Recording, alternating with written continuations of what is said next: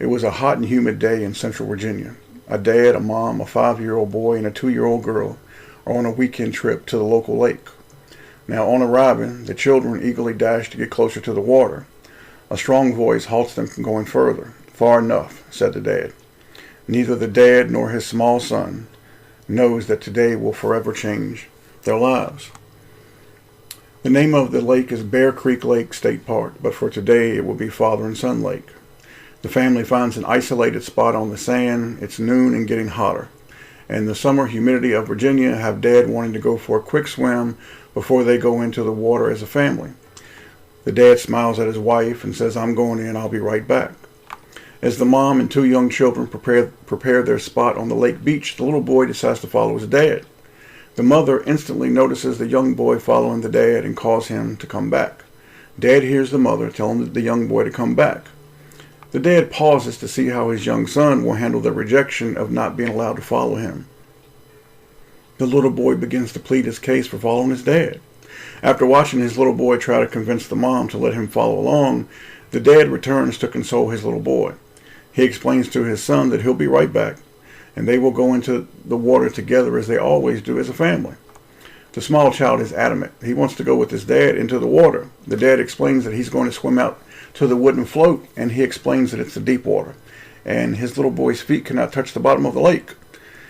The child tells his dad that he's ready for the deep water, and the dad smiles and says, "Okay." The dad smiles at his wife and says, I'm going to take him with me."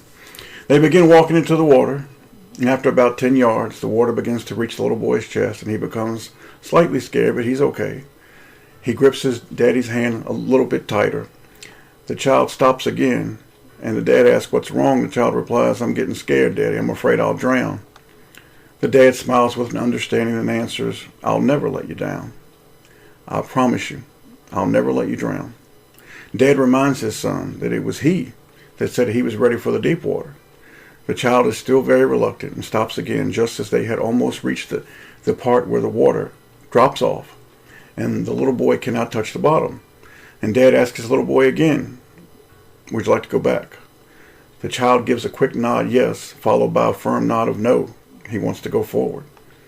The dad considers taking the child back to shore, but he knows this is a lesson that must be taught. He bends down and he tells his son it's going to be okay. And he decides now is the time to teach this lesson.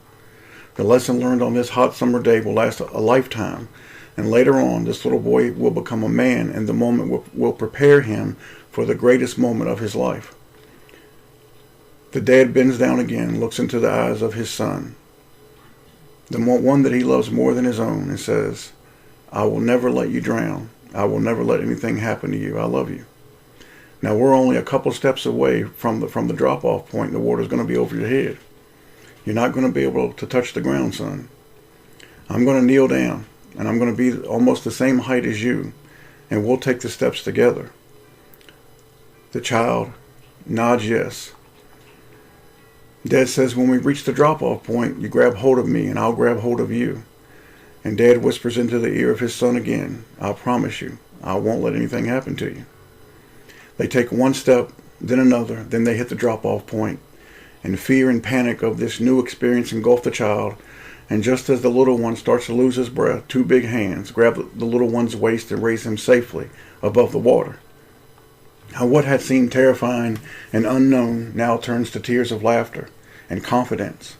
Dad has me, and Dad told me nothing would happen to me. Dad promised me. Dad kept his word. The child feels the strong arms of his daddy wrapped tightly around him, and he feels secure and loved, and most importantly, he has trust in his daddy. The dad is glorified, and he's trusted because his son chose to trust and believe in his love for him over the fear. It was hard for the child to go through the experience, but the dad knew what the outcome would be. The little boy learned a lesson of trust and faith, and later on in his life, he will apply this experience to knowing the greatest lesson of his life is when he will give his faith and trust to his real father. You see, the man at the lake was just his earthly daddy. He has one far greater. It's his almighty Father. And coming to your Father, folks, is putting trust in that which at first seems unknown, scary, and hard to us. Fully submitting to the Father can be hard and even at times painful. We are a stubborn creation because we seek the lust of our flesh instead of the love of our Father, and we allow ourselves to be consumed by fear. The child desired to go into the deep water where his feet could not touch.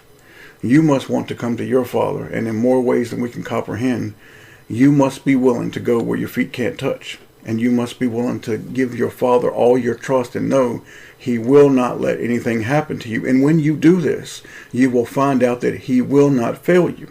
The problem is most folks never want to go into the deep water with Him. They simply do not want to. Your entire life must revolve around your Father and what your Father gave you. Your Father gave you His Son, Jesus. When your whole life revolves around that, you will not drown. You will not fall. He will always be there to take care of you. The one true creator of everything is always in complete control. Never doubt nor let anyone ever convince you differently. It is ridiculous beyond what I can put into words that so many people for centuries and millennia have been teaching that our Almighty Father lacks control, if He has any. If our Almighty Father chooses, He could close it all up now and say, it's done, I'm going to start over. If He chooses for you individually, you can live to be 100. And if He chooses, your life can end in the very next second. It's in His hands. Your Father can be gentle and loving beyond my ability to articulate, and He can turn your life inside out and upside down, and sometimes He does this. Knowing and loving your Almighty Father through His Son, Jesus Christ, should be what we desire above everything in this life. Having a relationship with your Heavenly Father through His Son, Jesus Christ, is the pinnacle of this life. There is nothing else. He will never fail you, nor will He ever let you drown. He is a merciful and loving Father. Trust your Almighty Father and come to Him with a true heart. Let your feet not touch the bottom of the lake, 1 foot at a time, and telling your Father, my life is in your hands, but you must believe it.